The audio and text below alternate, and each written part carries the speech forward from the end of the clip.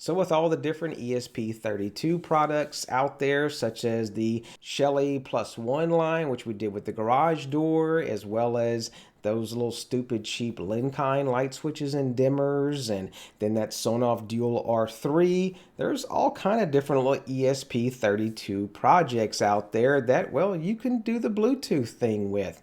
And, just even those little Note MCU or Wemos D1 Mini ones like I've got shown there, they all can do that Bluetooth magic to pick up all those different sensors. Well, why would you want to even do that? Well, throw one in the freezer. What for? You can do an automation. Stupid simple to save yourself a lot of coin if you're just a damn idiot and leave the freezer open one night. Well, you can have it blast off a bunch of different light bulbs and notifications that, hey, you left the freezer open and the temperature's getting too high. And well, that just saves you a lot of frustration and complaining the next day that you ruined all of the dinner for next week. You want to turn on a vent based on humidity? Do that too. I'm going to show you with a cool project called Blerry, not Blurry, but Blerry, and the cool person behind it that did all the programming. Pretty cool stuff, so let's check it out. Well, maybe your first question you may be saying, well, why Bluetooth? Well, the sensors are just rather inexpensive, and I don't really like to talk price because just things change, but we've seen these as cheap as say $5, $8, $10, whatever, sometimes even cheaper.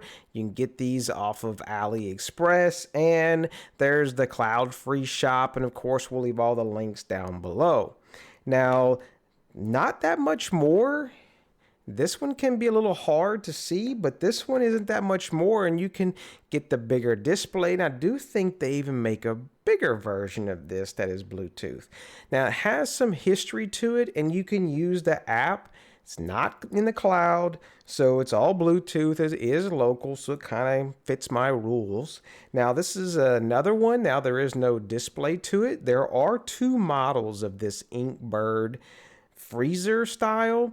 It has like a magnet in the back of it, and this one only has temperature, but there is another model, it's a few dollars more, that has humidity as well, and it's just designed to stick in the freezer. And well, we may be saying, well, why Bluetooth and why not do something like a little Zigbee sensor, right? Well, the problem with these, and the same problem I had with this one, the little coin cells, I find those just suck for putting them in the freezer. And yeah, the batteries just don't do that well, even with the lithium ones.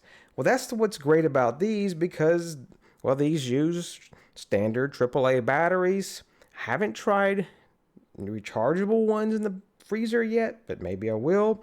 I've just been using the regular batteries that came with it, and they've been working great in the freezer. This one, not so much, as you'll see, because it just has that coin cell battery.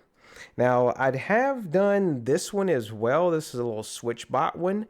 But as of now, the project that Tony has does not support this one. I have this one in ESP Home, but well, maybe I'll twist Tony's arm to get this put into the project as well.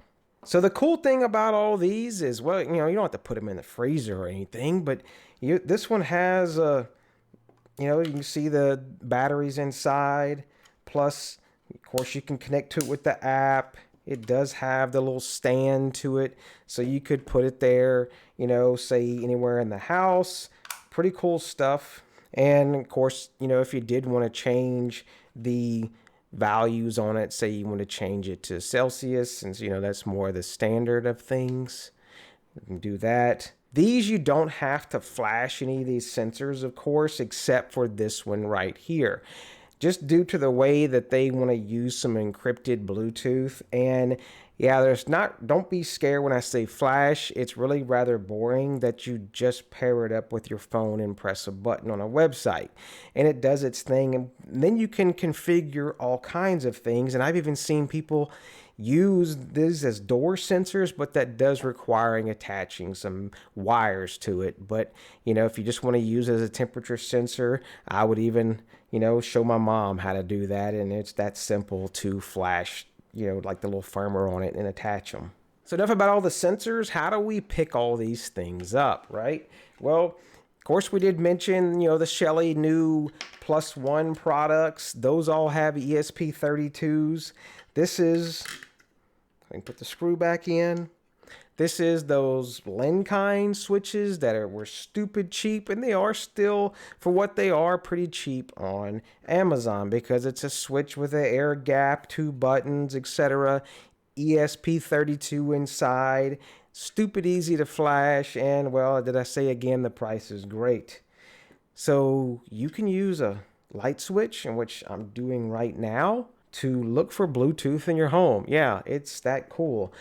Now, if you want to do just something simple, they do have, just a little Node MCUs. These are just really simple to flash. You just use the USB port on them. It's that easy.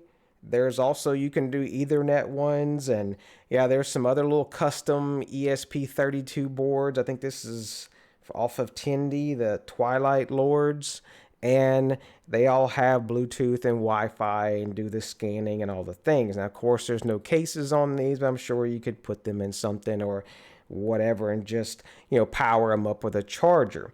Now, I've done also, another one I can think of is Wyze outdoor plugs. So if you even want to put some of these sensors and stuff outdoors, really pick up good signals from them, you can do it with a Wyze power monitoring plug. There's all kinds of different solutions you can do to pick up the Bluetooth sensors. And we're going to show you how to use multiple hosts to scan the same sensors. That way you can make sure they're always getting picked up and put into Home Assistant, so you can do all the cool automations and feed all the graphs and have all the data. So let's jump into Home Assistant, and we're going to use this little guy here because it's stupid simple. We just plug it up and we'll flash it right away. And if you're looking for stuff on how to flash, to say the Lenkind ones or the Shelly products or whatever, I've got other videos showing and different articles, and we'll leave the links down below. There's so many different options to doing ESP32. So really just pick one that's going to work, or we'll pick multiples, and because you can scan a bunch of devices. So let's get to it. So right on the Tasmota docs, just use the web, go through, use that one. If not, you may have to dig a little deeper in the docs itself and go do, like, say, ESP tool, and just go through and pick it.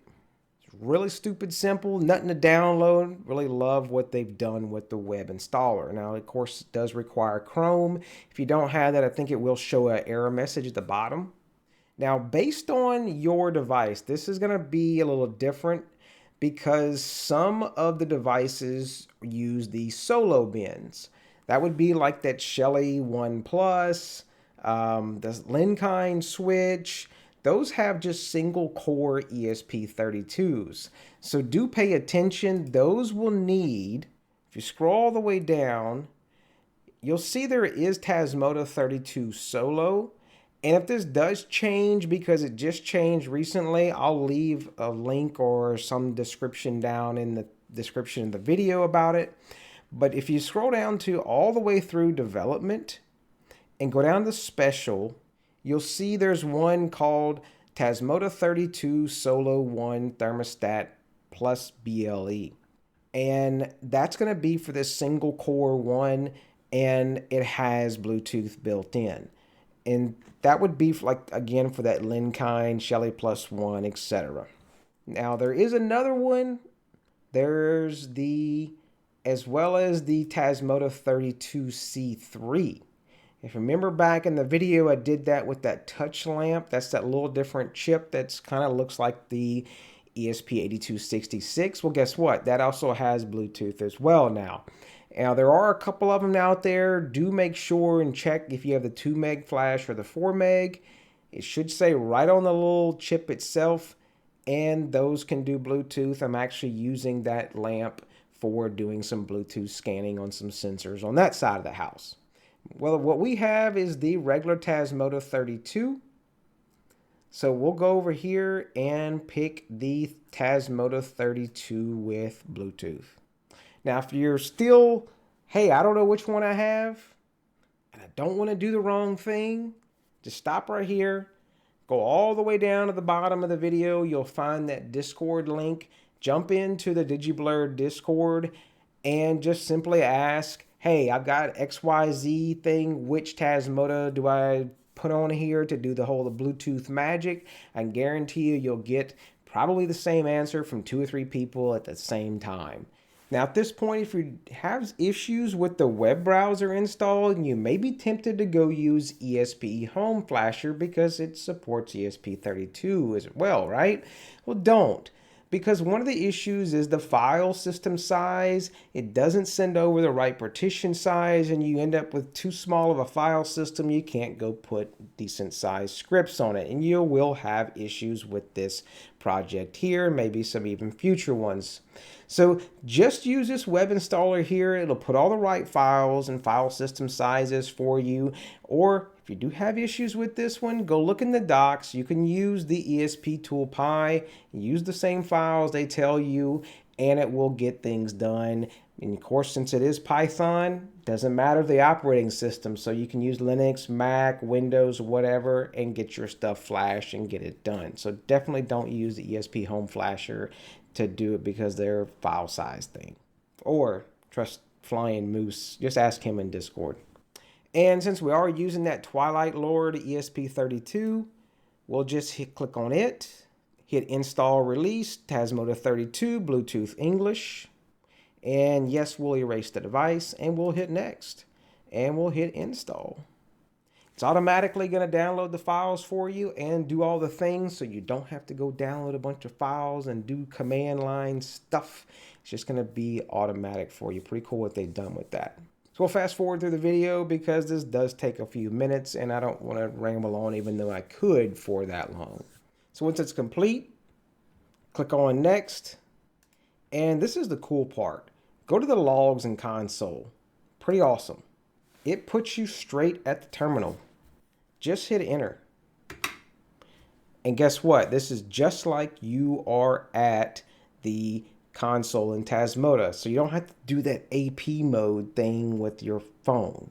So I'll do SSID 1, paste in my SSID I had from the live stream, just a little throwaway one. Now you could do the backlog with it, but if you don't want to remember all that, you can just do SSID 1 and hit enter. And you'll see it tries to restart. Now it doesn't have the password, so it's going to try to connect up, but of course it's going to fail.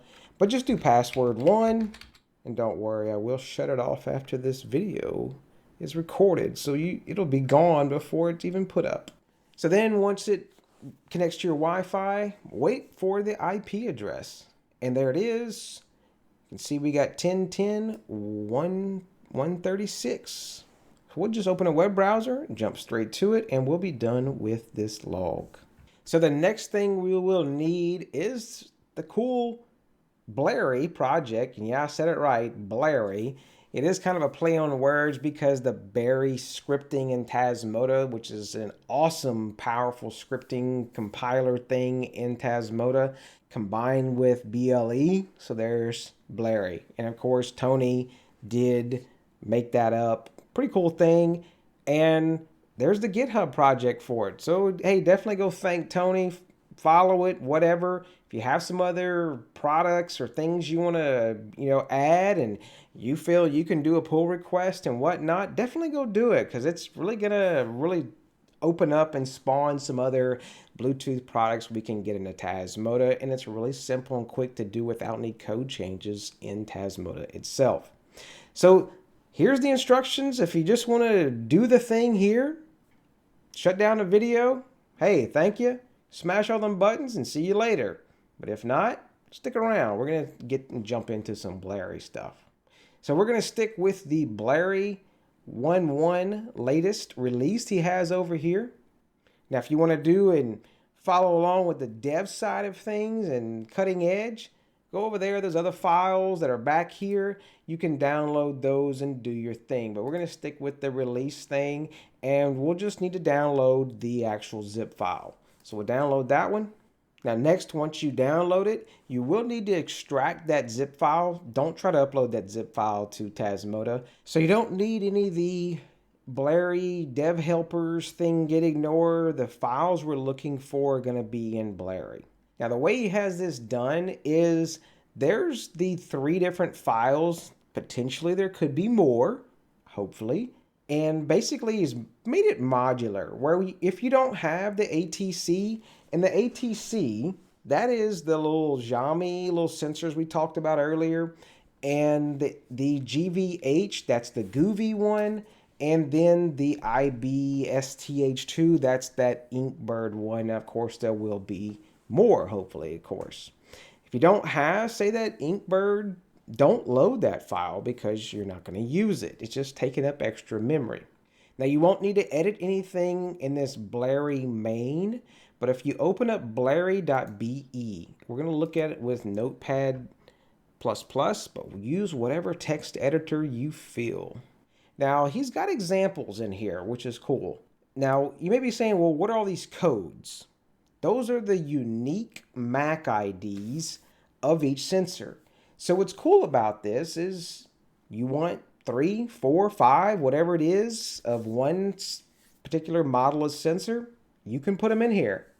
Say you've got a couple of the sensors and you don't want them getting picked up by this device, because you can have, say, 3 or 4 ESP32s around the house, and say it just barely tries to pick up one of those sensors, and well, you don't want to use that one. So basically you have to whitelist or opt in which sensors you want Blerry to scan, which is very cool because, yeah, it can be a messy world out there in the Bluetooth thing.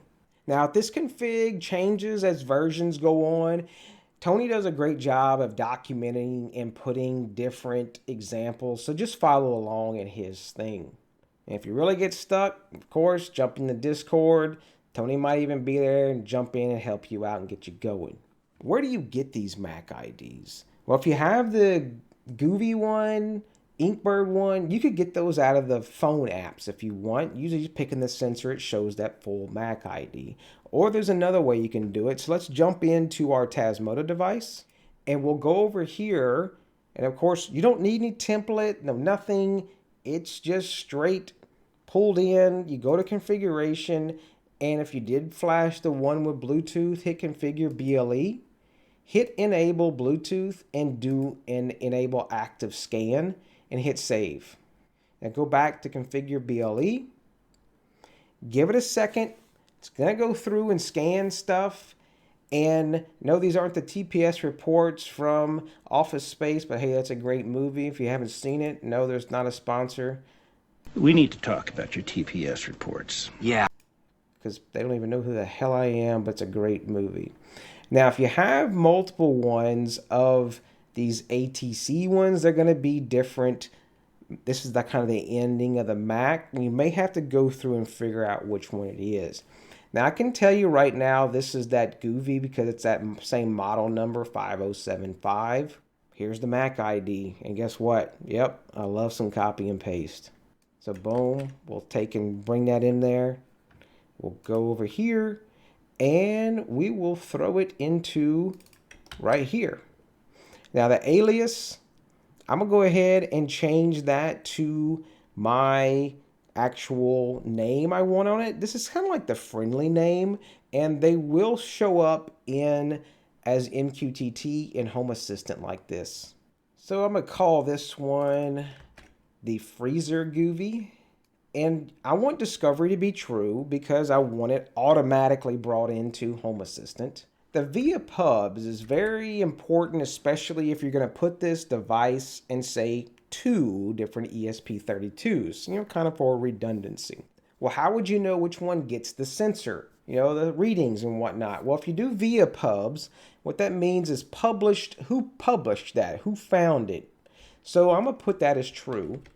Now, for the LWT, you really don't need it because the way he has it configured is if it doesn't see the sensor, say for like 10 minutes, well, it's going to automatically get marked as unavailable in Home Assistant. That way you can see there's something wrong. So I've got all this, Discovery True, VIA pubs, everything, and we're good to go. And I don't have another Goovy, so I'm going to delete this line. And this is, of course, all in JSON. Don't let it scare you too much. Now, I have another ATC. I'm going to bring in an ATC one. So we're calling that one the MBR PVVX. Don't change the model because that's particular based on the module it's going to load to actually do the conversion and picking up the data. And yeah, I can see it can get confusing of which ATC it has. So definitely keep track of your MAC IDs if you have multiple. You might be able to pick them out based on RSSI, but just keep track of them. Trust me. So the base topic, I'm not going to change it. It's going to be telemetry, Tasmota Blerry. And that's going to be for if I do have multiples, which I will show you.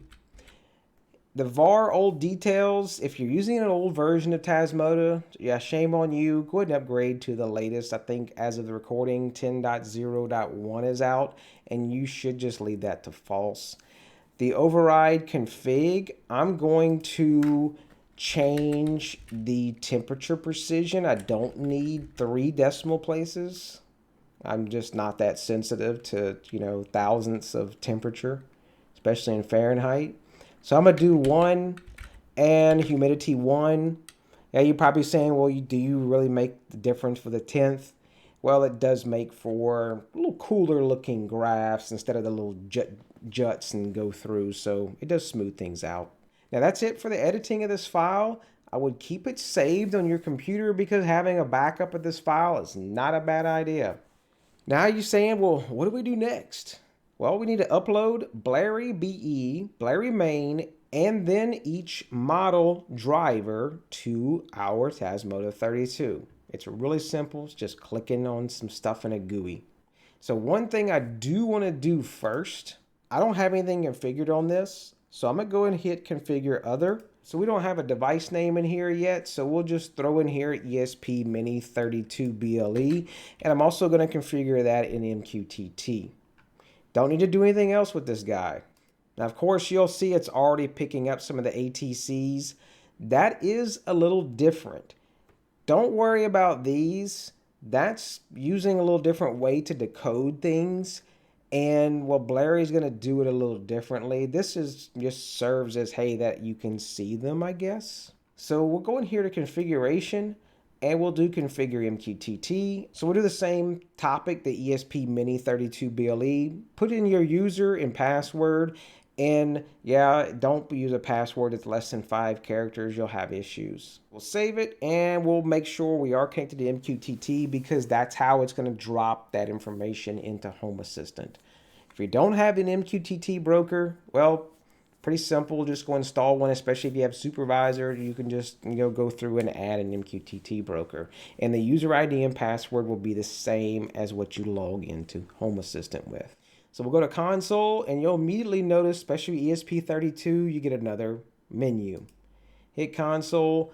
We do make sure that we do have MQTT connected and working, which we do see connected. So good to go. So let's go to consoles. So manage file system. And this is the cool part. And remember I talked about having that file size, do the partitions. If you don't see a decent amount of space, I know this isn't a whole lot, you probably flashed it with ESP Home Flasher and you may run out of room. So we'll just need to hit choose file and we need to upload all those BE files. And hit start upload. You can't pick multiple at one time, unfortunately. They go through fairly quick. And you can see blerry.be. Now the cool thing about this, if you did want to edit it, you can just hit edit right here. Edit the files, the same one we just saw. So there we go. We got all of our BE files. And you'll need to create and enable rule 1.1. We'll copy this one and we'll paste this in and hit enter. You should see that rule goes in. And don't forget what Tony said. You need rule 1.1 to turn this guy on. And not in that way either. How do we get it going? Well, we set stuff to start on boot and everything, and also those Blerry files need to compile. You could hit consoles, go back, hit restart, or if you're lazy like me, just hit restart space 1. So once it reboots and you'll see all these different Blerry stuff and all these different Mac IDs going across the screen. And yeah, you know it is working. And I do want to show you another thing really quick, because this is not a problem or a bug. But when you go back into Manage File System, you may be thinking, well, why do I have double of all these files? I got a Blerry.bec, a Blerry main BEC. The C means compiled. And you'll notice the smaller file size for each. And if you did try to edit them, it's just going to be a bunch of garbage, because it's actually the binary compiled file. Now, why I'm saying this is if you do come in here and edit Blerry.be to add another sensor, what I've been doing, and I'm not sure if it's fully required, but just makes sense to me from what I've seen on things, is I'll go through and edit it, hit Manage File System, and then use the little fire icon, and I delete the BEC. And that way, and then I restart, that way it recompiles my new changes, and I know it has that for that sensor. That may change in future revisions, or hey, it may not be even needed in this revision, but it's just a habit I have for doing these. So where's all the cool stuff, Travis? Well, let's jump on the Home Assistant. They should be in MQTT devices by now, especially because it received those BLE advertisement packets. So we jump on to MQTT devices. You'll notice the names I gave them: Freezer Inkbird. You can see it's from Blerry. How cool is that? Zero humidity. No, it's not that dry in here. My model of that Inkbird does not have humidity, so don't worry about that. So we'll check on the Goovy. And there we are. The Goovy got the battery, dew point, humidity, the RSSI. You don't have to add all these to a Lovelace card, but you can if you want to. You can even see the defrost cycles, and pretty cool with it as well. There's maybe a little nerd stuff, but you actually can see the battery percent increase during defrost cycles. That's normal for the battery to kind of increase, especially with one that may be impacted by the freezer. You may not see it as much in the refrigerator, of course. So if you know some other different Bluetooth sensors that you want to see and monitor in Tasmota, definitely shoot us a comment down below, as well as check out the GitHub project, and maybe they can get them supported in those scripts. And hey, if you want to buy some other sensors, yeah, there's all those affiliate links down below. There's no additional cost to you, and it does help out the channel, and we do appreciate it. And if maybe there's a couple other sensors that are really cool, maybe we'll buy a few and persuade Tony to get them supported as well. I do appreciate you watching. Definitely, not a subscriber, hit that button, hit that bell icon. And I do appreciate all the Patreon subscribers, YouTube subscribers. It definitely helps out and bring new products and projects to the channel all the time. And y'all take care.